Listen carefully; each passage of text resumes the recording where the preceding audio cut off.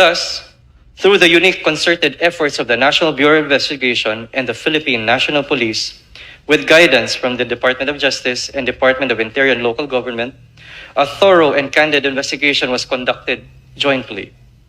As a result, the NBI and PNP have filed 2 murder charges today. The charges are as follows. First, for the murder of Percival Mabasa, better known as Percy Lapid, we have charged Director General Gerald Kitaleg Bantag, DSO Ricardo Soriano Zulueta as principals by inducement. PDL's Denver Batumbakal Mayores, Alvin Cornista Labra, Alvin Micosa Galicia, and Alfie Peña Redonda are likewise charged as principals by indispensable cooperation for the murder of Percy Lapid. Second, for murder of Cristito Villamor Palanya, alias Jun Villamor E. Globa, or Crisanto Villamor, nickname Edoy, we have charged Director General Gerald Kitaleg Bantag and DSO Ricardo Soriano Zulueta as principals by inducement. PDL's Alvin Cornista Labra, Alvin Micosa Galicia, Mario Hermones Alvarez, and Joseph Medel Jorfo are charged as principals by indispensable cooperation. PDL's Christian Dizon Ramak, Ricky Lamigo Salgado, Rodi Pabustan de la Cruz, and Joel Alog Reyes are charged as principals by direct participation.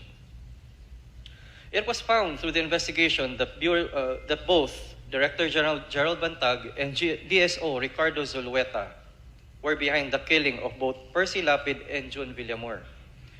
The sworn statements of the PDL show a clear and direct line of communication from Director General and DSO Zulueta to Denver Mayores, who communicate with Alvin Labra, who then coordinated with Alvin Galicia, who then orchestrated and executed the killing of Percy Lapid through his gang members and his gang members' contacts on the outside, ultimately ending with gunman Joel Escorial and his group.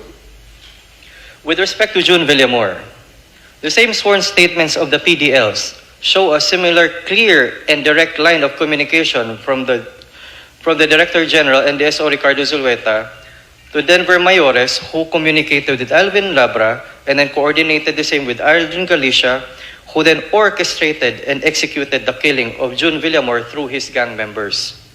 This time, Jun Villamor was suffocated to death by a plastic bag and held by his own gang members. This unique circumstance shows that the order came from a high official of the Bucor. One usually seeks refuge and protection from his own gang members. The fact that they killed one of their own means and indicates that there were instructions from the top and the gang simply had no choice but to execute. Director General Bantag had a clear motive to effect the murders. For Percy Lapid, it was continued expose by the latter of the issues against the former on his show, Lapid Fire. This is evident from the video sent by DSO Zulueta to Denver Mayores, which was later forwarded to both Alvin Labra and Aldrin Galicia. For Jun Villamor, it was the attempt to cover up the murder of Percy Lapid. We have initial yet credible intelligence reports that indicate that the money trails described by the PDLs match the bank activity of those charged. The self-confessed gunman stated that the reward for the murder of Percy Lapid was 550,000 pesos. According to the credible intelligence reports, within the period of September 15, 2022 and October 7, 2022, there were indeed cash deposits totaling the amount of 550,000 pesos. In sum, all the statements given by the PDLs and gunman Joel Escorial, coupled with evidence, corroborate as to the material facts needed to prove the 2 counts of murder.